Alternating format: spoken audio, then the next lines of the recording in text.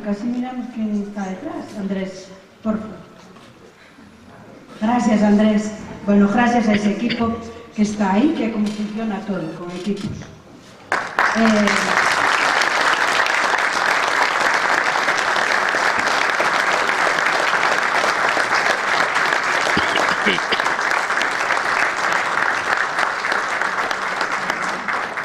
Bueno, agradecemos a Corpovi e ao Concello de Vigo que conten sempre con este centro cultural para as corais, como non, tamén para a nosa, a de Valladares e a hora de Santiago Apóstol e despois a de San Mamede de Zamáns. Moitas gracias por vir e moitas gracias por estar.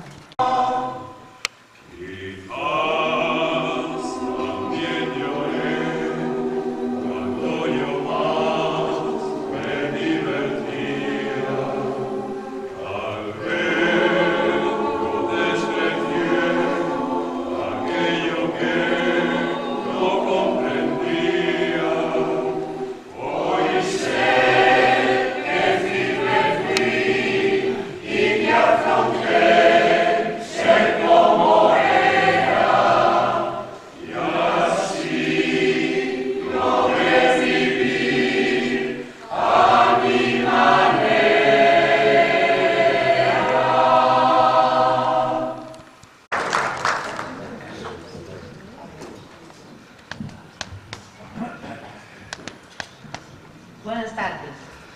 Yo quiero aclarar las palabras de la presidenta Rosa.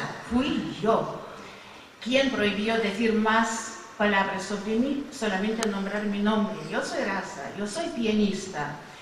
Y hace años colaboro con esta magnífica coral. Y de verdad, cuando actuamos, yo me siento muy orgullosa de formar una parte, humildemente, como un miembro más de esta coral.